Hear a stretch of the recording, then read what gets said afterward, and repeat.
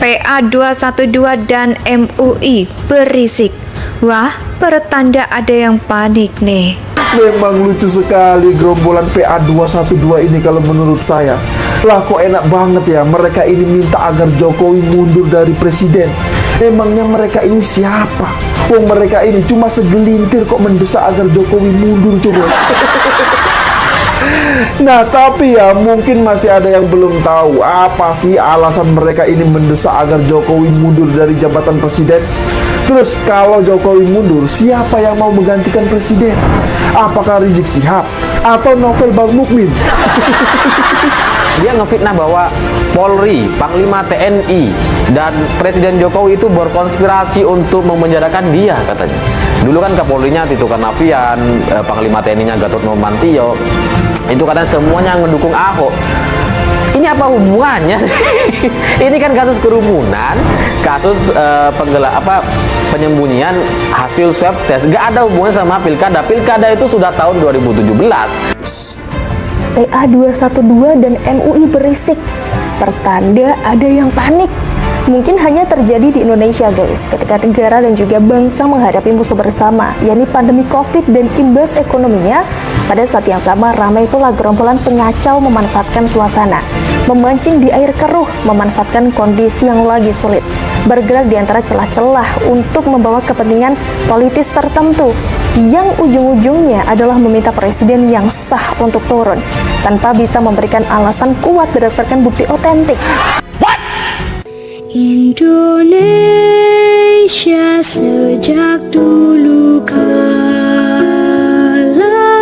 tetap dipuja-puja bangsa. Mungkin hanya terjadi di Indonesia ketika negara dan bangsa menghadapi musuh bersama, yakni pandemi COVID dan imbas ekonominya pada saat yang sama. Ramai pula gerombolan pengacau memanfaatkan suasana, memancing di air keruh, memanfaatkan kondisi yang lagi sulit bergerak di antara celah-celah untuk membawa kepentingan politik tertentu, yang ujung-ujungnya adalah meminta presiden yang sah untuk turun tanpa bisa memberikan alasan kuat. Berdasarkan bukti otentik sekedar orasi yang membawa-bawa nama rakyat, padahal rakyat sendiri malah sangat percaya pada kemampuan dan kepemimpinan Presiden Jokowi membawa negara dan bangsa ini bertahan dan juga maju untuk melawan pandemi dan segala imbas buruknya. Berbagai cara pun mereka coba, dari orasi di dalam demo yang berujung anarkis. Yang di demo apa? Yang diorasikan selalu minta presiden turun, lalu deklarasi di depan publik, kemudian membawakan narasi pemakzulan presiden di seminar online, hingga lempeng gerakan mahasiswa. Ya pokoknya ujung-ujungnya selalu minta presiden Jokowi turun. Padahal jelas-jelas bahwa Presiden Jokowi adalah pemenang sadari, makanya mereka yang kerap teriak-teriak presiden turun mendapatkan julukan sebagai barisan sakit hati yang kalah dalam pilpres tapi tidak juga bisa move on. Dan mereka ini tidak pernah berhenti, ya pemerintah dan rakyat kerja keras melawan pandemi dan memulihkan ekonomi mereka. Juga kerja keras loh, membawa agenda pribadi, memperjuangkan rasa sakit hati yang tak pernah mati, mengganggu kerjaan pemerintah, bikin polemik, bikin provokasi. Sebut Jokowi gagal lah ketika ekonomi Indonesia masuk kondisi resesi, padahal negara-negara lain juga sama lah kondisinya. Begitu Indonesia berhasil keluar dari resesi ekonomi, semua sunyi, senyap, lalu narasi pun dialihkan ke topik lain, seperti utang luar negeri dan perpanjangan periode jabatan presiden menjadi 3 periode. Masyarakat awam yang sebenarnya tenang berusaha dibuat selalu bergolak dengan segala macam pola ini. Presiden Jokowi pun sesekali mengeluarkan jurus untuk menggebrak dan menangkap gerombolan ini. Jurus yang dipakai oleh Presiden Jokowi kali ini adalah menggelar kekuatan politik, memperlihatkan seberapa besar kekuatan yang dihadapi jika ada yang mencoba menggoyahkan kestabilan dan juga keamanan negara ini. Kekuatan politik ini tentunya akan berimbas pada pemilu 2024. dan juga untuk memastikan bahwa siapapun nanti yang akan diusung sebagai capres pada 2024 merupakan orang yang punya visi dan misi seperti Jokowi, agar segala pembangunan yang sudah baik ini bisa diteruskan dengan komitmen yang sama, yakni terjaganya uang rakyat untuk sebesar-besarnya manfaat buat rakyat.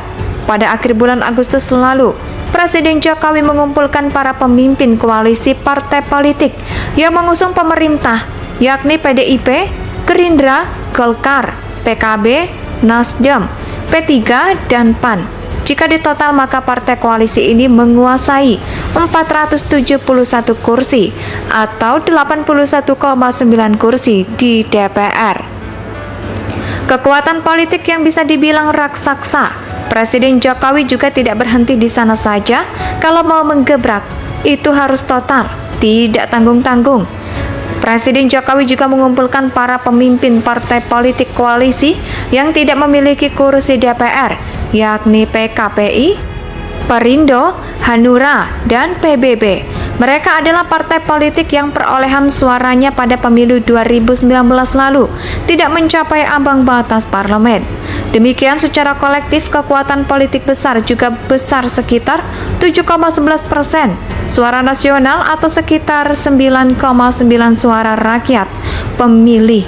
Gimana nih nggak kader nih yang melihat kekuatan politik sebesar ini? Artinya dukungan politik terhadap Presiden Jokowi itu sangat besar untuk terus merealisasikan segala proyek strategis maupun langkah-langkah pemerintah dalam pemenangan pandemik dan pemulihan ekonomi.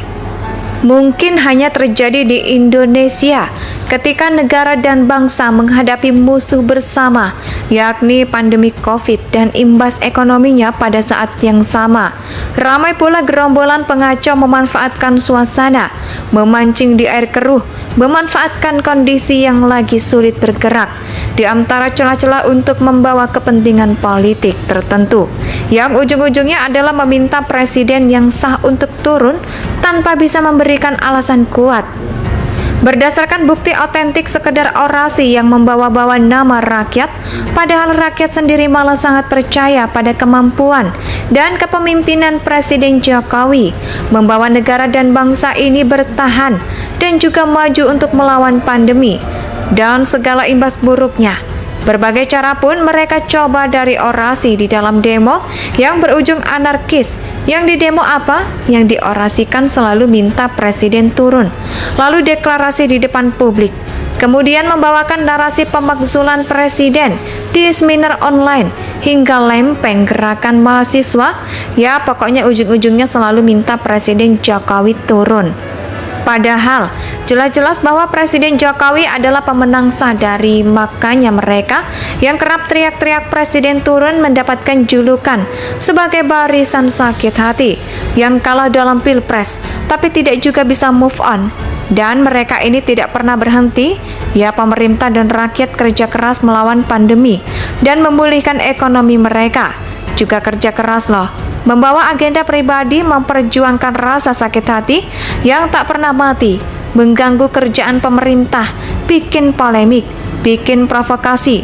Sebut Jokowi gagal lah ketika ekonomi Indonesia masuk kondisi resesi, padahal negara-negara lain juga sama lah kondisinya. Begitu Indonesia berhasil keluar dari resesi ekonomi, semua sunyi, senyap, lalu narasi pun dialihkan ke topik lain, seperti utang luar negeri dan perpanjangan periode jabatan presiden menjadi 3 periode. Masyarakat awam yang sebenarnya tenang berusaha dibuat selalu bergolak dengan segala macam pola ini. Presiden Jokowi pun sesekali mengeluarkan jurus untuk menggebrak dan menangkap gerombolan ini. Jurus yang dipakai oleh Presiden Jokowi kali ini adalah menggelar kekuatan politik